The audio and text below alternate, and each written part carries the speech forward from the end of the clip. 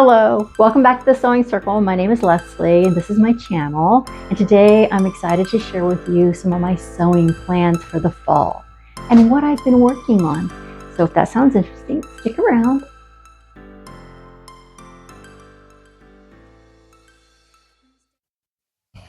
So today, first off, I want to tell you about the jacket that's here on Princess Guinevere. This is a jacket that's in a work in progress. I started it earlier this week at a sit and sew.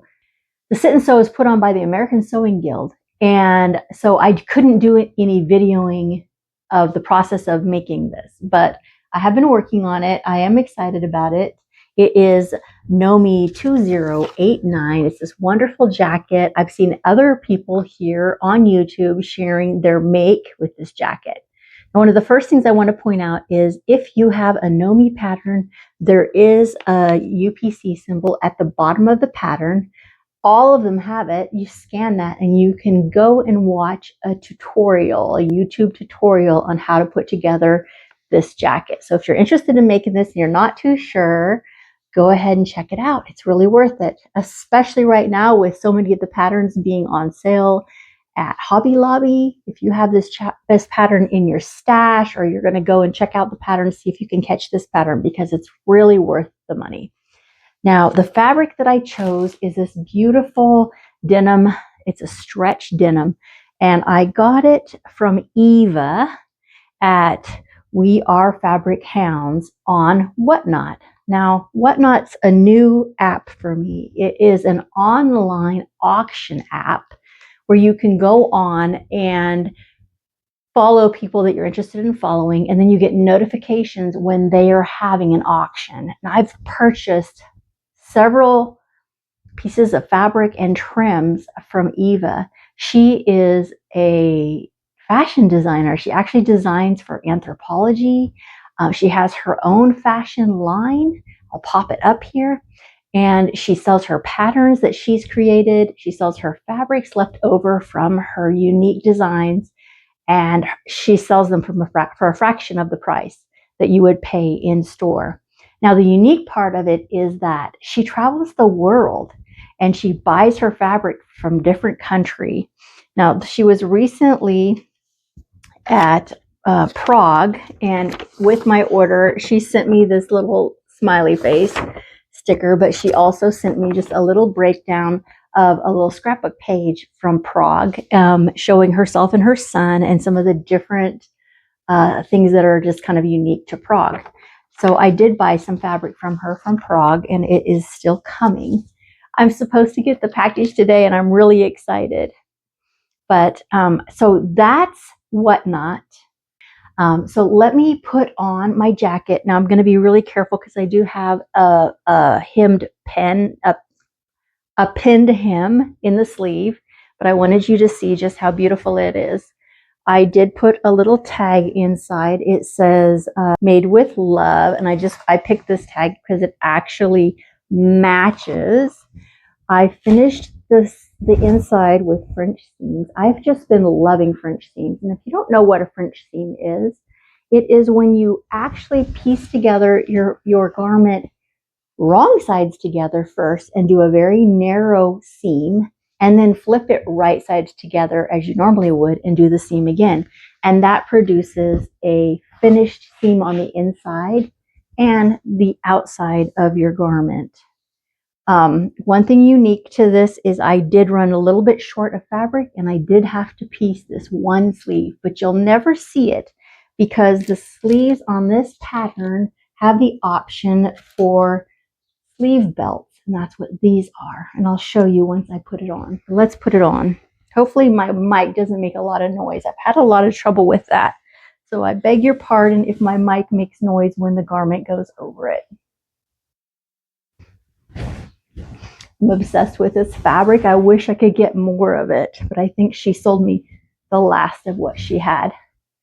So here we go. I'm probably going to make mic noise, but this crosses over like this, and I can't see. I'm a little bit far from the camera, so I can't see if I'm doing the lining out here.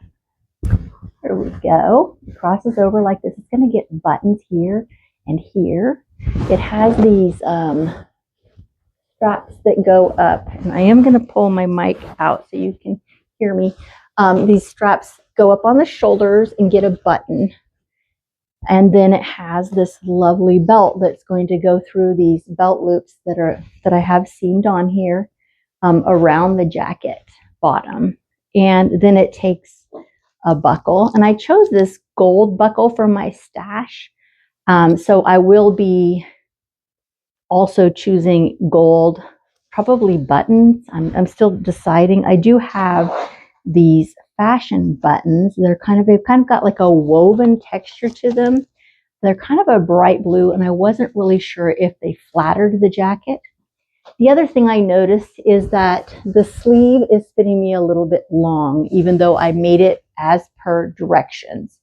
This is not uncommon for me, and I want to encourage you that when you're making your own clothing, it's just amazing how you can make things fit you. Because usually if I bought this jacket in the store, I would have to roll the sleeves to make it fit my arm. So I will be taking that sleeve up either at the cuff, but I'm also thinking of taking it up at the shoulder because I also have a narrow shoulder and it is kind of falling off my shoulder more than it shows on the model.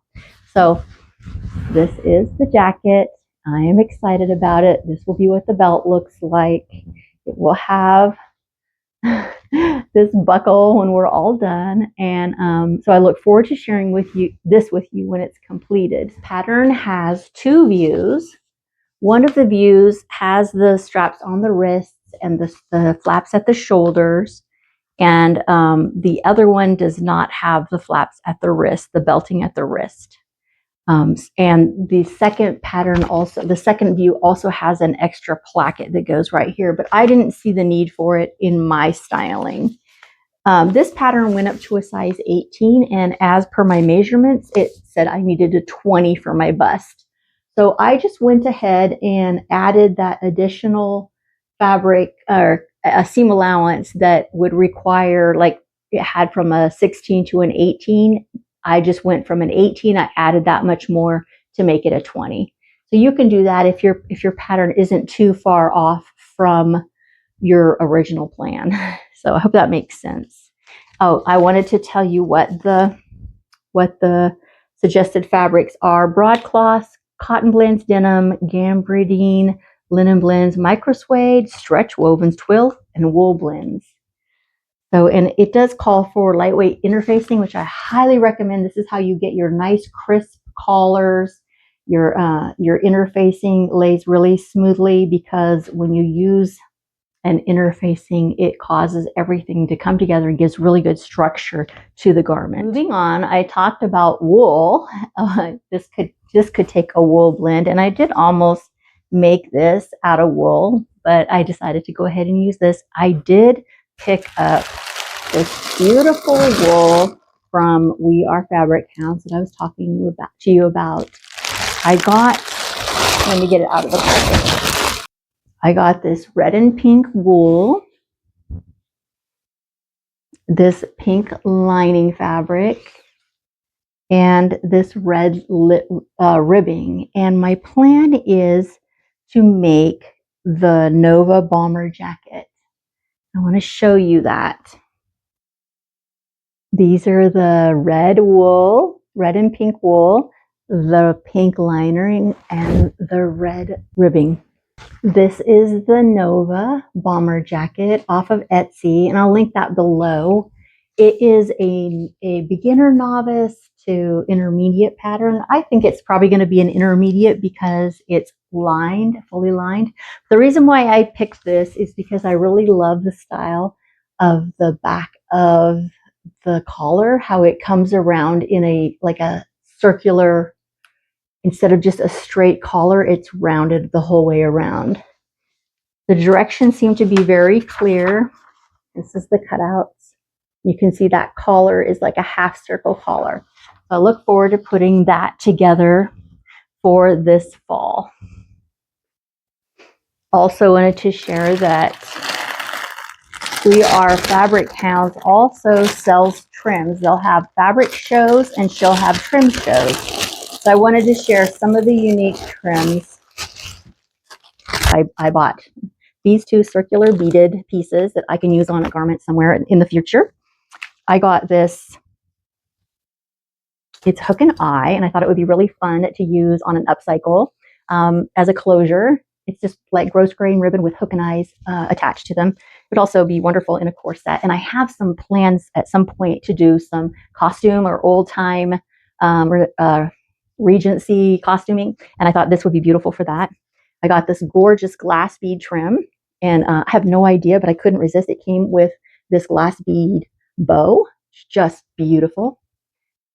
And then I got these two parrots that are made out of shell. These parrots that are made out of shell. And I thought they would be so cute as earrings or in a necklace or attached to a garment somehow. I don't know. They were adorable. I bid on them and got them. And yeah, so check out her trim shows too if you end up going on her site. Now, pivoting, I wanted to share a little more. I want to share a little more of the birthday crown I wore last week. I didn't really show you much of it because I have worn it last year. I did get some questions from local sewing friends who want me to bring it so they can see it, but also online, just comments of liking it. So I thought I popped it on really quick outside for you to see it, and I had it on backwards. So I wanted to give you just some close up of the crown. Now, one of the things I did was I lined the crown with velvet on the inside of the band so that it wouldn't slip and slide. It is a little heavy. This is what it looks like up close. It has a sewing machine and scissors. There's buttons and little tiny spools of thread. The pin cushions come with these little danglies. I did just pin buttons. The centerpiece here has a smaller pin cushion that I used as a rise to put some of these other things on. And then on the back here, you can see that there's like little bolts of fabric and just little things that I added to make a complete look along with the flowers. It was just really fun to put together, and it feels really special to wear it and a little bit goofy like I am. So if you want to make one yourself, these came from Amazon. They're really big. You can see they're as big as my hand. They're made, I mean, I made it to look like kind of like Mickey Mouse ears. I did use a dressmaker's or a doll maker's needle, a really long needle, and sewed through everything to attach it to the crown. And then I also glued it. So it's very stable. They're not going anywhere. Everything's attached really well. But this is the crown. If you're interested in making one of your own, or if you want one made, reach out to me and I'll make you one. I have joined the American Sewing Guild here locally where I live. It is nationwide. If you haven't investigated the American Sewing Guild, you should look into it because it's amazing. You do pay a fee once a year, but there's all kinds of groups you can join called neighborhood groups. And at first I thought you had to live in the neighborhood to be able to go to the neighborhood group. And since I live out in the country, I thought, oh, that'll never work for me. I won't have someone in my neighborhood. But the way it works is that you can travel to any of these neighborhood groups and attend. Now, in my area, they have like a group called So Scrappy. And at that group, they give us like ideas that we work on to use up scraps or kind of like piecing. They're so elegant. And again, we have little projects. We make like little coin purses and things like that. And you can make them or you can work on your own things when you gather. There's a group that's the Sit and Sew, which is open to the public. And that's kind of new. So we just bring our machines for the day on a Saturday from 10 o'clock to 4 o'clock. We sit and work on our own projects. That's where I was working on my jacket. You learn a lot doing that. There's people there knitting. There's people there piecing. There's all kinds of really interesting fiber artists. And you get to know people that like to do what you do. They have a retreat coming up at the end of this month. It's a 5-day retreat where they're all gathering. Well, not everyone, but a lot of them are gathering. They have secret sisters. They're exchanging handmade items. It's just really fun. They're going to be sewing on some projects. So in some of that, in So Elegant, we are putting together this. Now, I did not know this, but since this comes from a magazine, it can be shared. This is a Christmas ornament called Winter Skinny, and it's a pieced candle. The candle itself is actually pieced and appliqued. Now, I love Christmas, but I'm not a fan of the heavy green and red Christmas any longer. I have enough of that kind of thing, and I kind of tend towards, as you know, pinks and lighter colors. So I decided to do mine gold, and I've started working on it. This is what it looks like, gold with pink and mint. And the reason why I love this so much is that it can be used at different times in Christmas. It could be used for a birthday, or it could be used in the spring. My plan is to use it at Christmas time as well, but I will use this on my table, probably like as a little table runner. A couple of weeks ago, I was at Recreate, which is our local handcraft thrift shop, and they had fill a bag for $25. And in filling that bag, I was able to pick up some beautiful flannels like this to make a baby quilt for one of my grandsons. So I've gotten the whole top of it put together. And this is, I did the log cabin out of the fabrics. And this is what it's looking like. This is for my little grandson, Theodore. I'll be putting probably a fleece or flannel back on it, and I really want to make it kind of thinner. I'm just going to machine quilt it and give it to him. I didn't get his baby blanket made. He's 4 months old now. But yeah, this is what it looks like, and I'm excited about it. I really like how it turned out, and I like the dark and the light. And yeah, if you have any ideas of what I should back it with, please tell me in the comments. Anyway, I am excited. Today I am receiving a box of fabric. I'm scheduled to receive my box of fabric from We Are Fabric Hounds, and when it comes, I may add it to this video in an unboxing, or I might save it for next week. So, to be continued. Thanks for joining me for the Sewing Circle. Hope you're having fun making plans for your fall sewing.